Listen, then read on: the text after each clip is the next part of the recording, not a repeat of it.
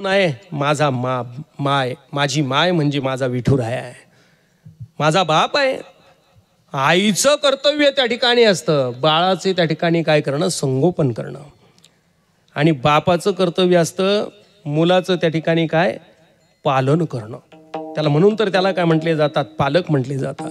आणि भगवान परमात्मा नुसता एका कुटुंबाचा पालक नाही, तर तो जगाचा असणारा पालक आहे, असा तो बाप आहे. म्हणून मायबाप, तो मायबाप काय करेल, मग तो माझा मायबाप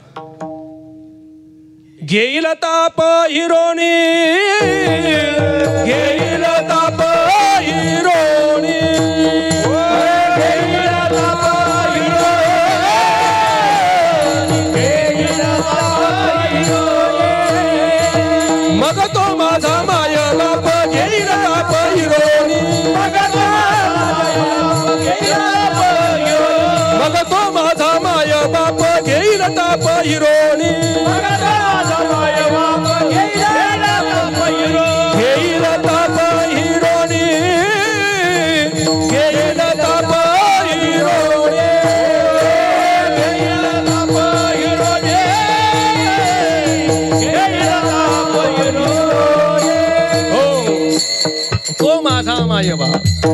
घेईल ताप हिरोनी. ताप म्हणजे काय, दुःख त्या ठिकाणी हिरून घेईल. मग दुःखाला कारण काय काय होत असतं, 4 गोष्टी माणसाला दुःख देतात महाराज. पहिली गोष्ट माणसाला दुःख देते आशा, दुसरी गोष्ट माणसाला दुःख देते भय, तिसरी गोष्ट माणसाला दुःख देते मोह, आणि चौथी गोष्ट माणसाला दुःख देत असते ती म्हणजे त्या ठिकाणी चिंता. या 4 गोष्टी माणसाला दुःख देतात. पहिली गोष्ट माणसाला दुःख देते आशा. आशा काय करते, माणसाला दुःख देते. आशा ए परमम दुःख नैराश्य परमम सुख. या ठिकाणी आशा ही माणसाला दुःख देते. सुभाषितकार सांगतात, आशा ये मनुष्यानाम कश्चित आश्चर्यवत शृंखला यया बद्धा प्रधावंती मुक्त तिष्ठती पंगवत. आशा नावाची अशी साखळी आहे, तिने बांधलेला मनुष्य एका जागेवर कधी थांबत नाही. पण आशा पाशापासून मुक्त असणारा मनुष्य एका जागेवर त्या ठिकाणी बसून राहतो. आशा दुःख देते. नंतर मोह दुःख देतं. एखादी मिळालेली वस्तू तिच्याबद्दलची असणारी आसक्ती ती दुःख देतं. चिंता दुःख देते. आता चिंता 2 प्रकारची, उदराची चिंता आणि उदरातल्याची चिंता. खाण्याची चिंता आणि उदराची गर्भवासाची चिंता. आणि चौथी गोष्ट माणसाला दुःख देते भय. आता प्रत्येकाला भीती कशाची आहे, माणसाला जन्मायची भीती आहे की माणसाला मरायची भीती आहे. माणूस कशाला जादा घाबरतो, मरायला घाबरतो की जन्माला घाबरतो. मरायला मनुष्य खूप घाबरतो ना, एवढा घाबरतो. माणूस जन्म चुकवण्याचा प्रयत्न करत नाही, पण मरण चुकवण्याचा मात्र मनुष्य प्रयत्न करत असतो. किती प्रयत्न. जुन्या लोक सांगतात, ती एक प्रयोगशाळा होती, त्याला स्कायलॅब म्हणायचे. आता ते स्कायलॅब पडून सगळं जग, सरपंच सगळं जग जाणार होतं. स्कायलॅब पडणार. मग ते स्कायलॅब पडणार, तारीख जवळ आली तेव्हा ग्रामपंचायतचा एकच रेडिओ, सगळं गाव बातम्या ऐकायला सकाळ संध्याकाळी. आमकीकडे आलंय, तमकीकडे आलंय, इतक्या वाजता पुढे पडणार आहे तारीख. ते सांगायचे ते रेडिओ. लोक ऐकायला जायचे, रेडिओ ऐकायला ग्रामपंचायत पुढे, वस्तीवरून इकडून तिकडून. आणि मग ती तारीख जवळ जवळ जवळ यायला लागली. लोक म्हटले आता एवढं कमवलं, हे काय करायचं आहे. मग खाय रोज पुरणपोळ्यान, खाय भजेन, खाय आमकन, खाय तमकन, असं करून करून करून पैसे होते ते संपवले. तेव्हा पैसे काय जादा माणसाकडे नव्हते, पण होतं नव्हतं ज्याच्याकडे त्याने ते खायला सुरुवात केलं. स्कायलॅब पडायचा आदला दिवस आला. काही लोक म्हटले आपल्याकडं सोनं आहे, हां आता याचं काय करायचं आहे, हे असंच मातीत जाईल ना, मग सोनं खाऊ. लोकांनी काय केलं, सोनंच खायला सुरुवात केली ना. सोनंही खाऊन घेतलं लोकांनी.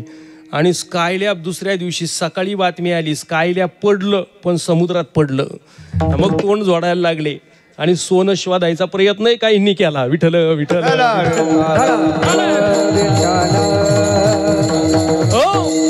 मरण नको म्हणून प्रयत्न करतो ना. भीती वाटते माणसाला. कशाची आहे, काळाची भीती.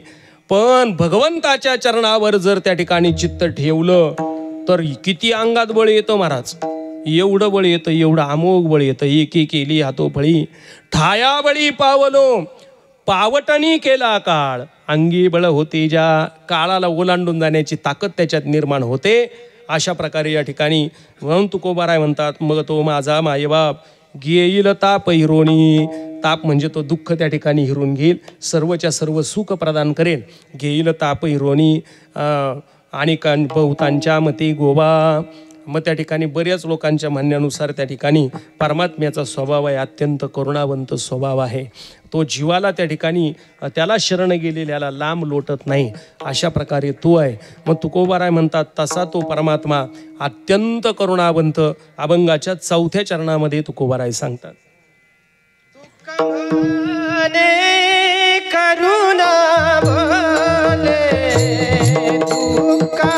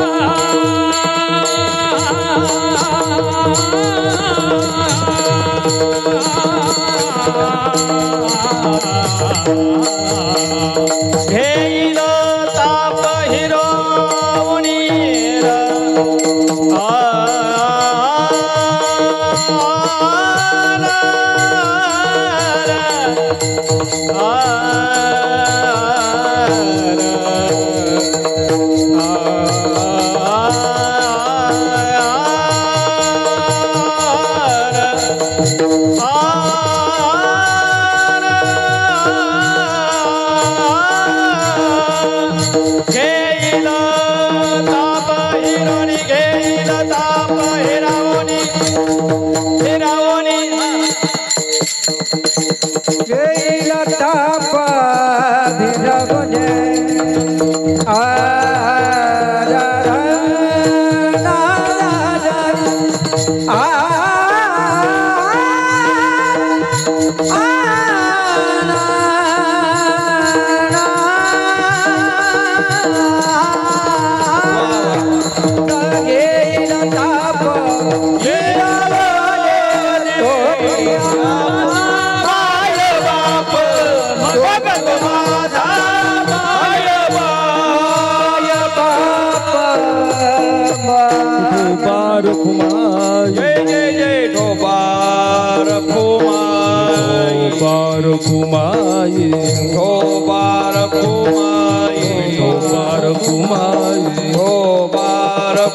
चला चला लवकर ढोबार कुमाई ढोबार कुमाई ढोबार कुमाई ढोबार कुमाई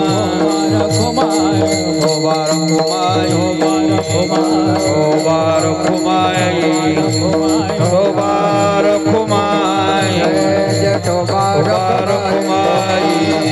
कुमाई ढोबार कुमाई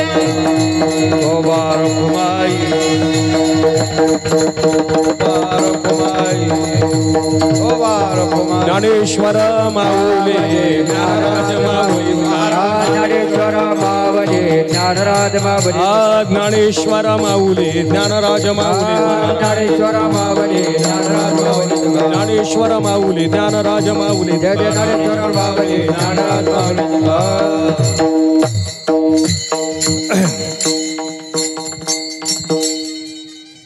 बरोबर 12:30 बरोबर वाजलेले आहेत. म्हणजे मोबाईल काढायच्या अगोदरच मला कळालं होतं 12:30 बरोबर वाजलेले आहेत. कारण मी कीर्तन पाठ करून आलो होतो येताने, त्याच्यामुळे मला माहीत होतं 12:30 बरोबर वाजलेले आहेत. पण मला ते नावं वाचायची होती ना, पत्रिका पाहायची होती, म्हणून मी मोबाईल काढला. ज्यांचं असणार आहे प्रथम पुण्यस्मरण, त्या असणाऱ्या मातोश्री कैलासवासी जनाबाई गोविंद मुसमाडे यांना जाऊन आज 1 वर्ष झालेले आहे. त्यांचं प्रथम पुण्यस्मरण.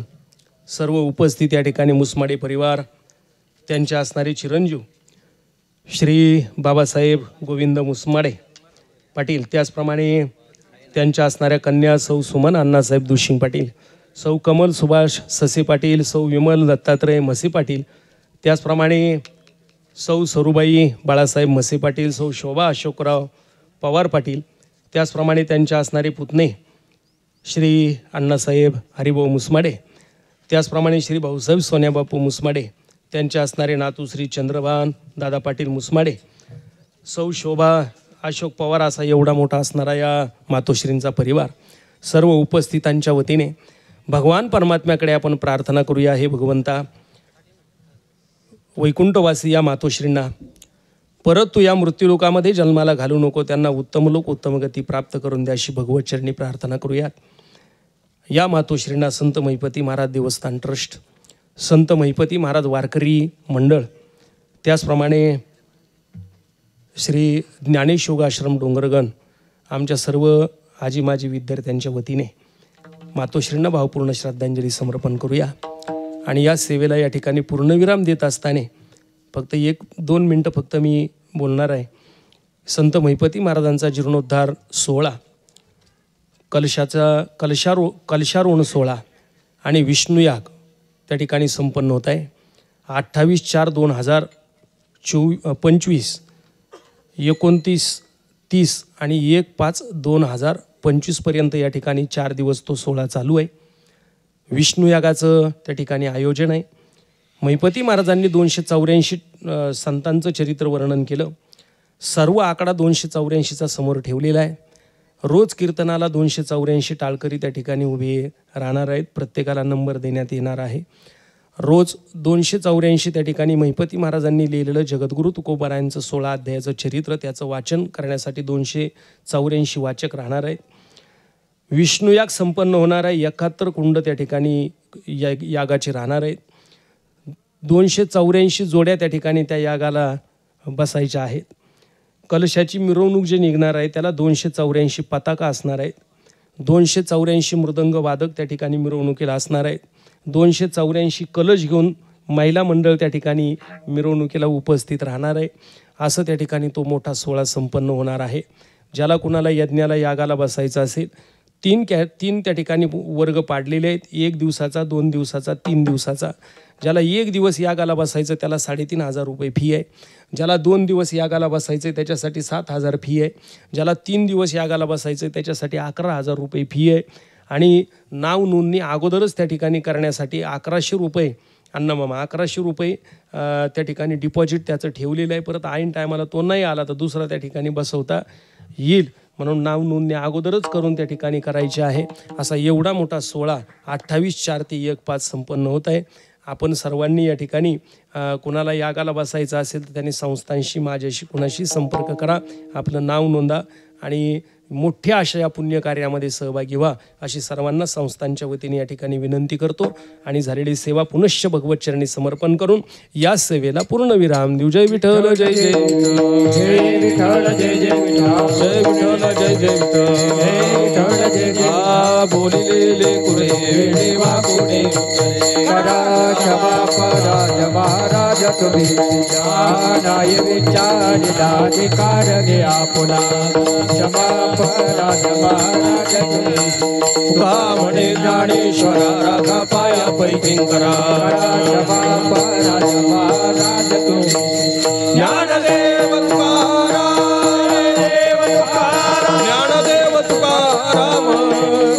तुकाराम तुकाराम तुकाराम तुकाराम पुंडलिक वरदार विठ्ठल श्री ज्ञानदेव तुकाराम.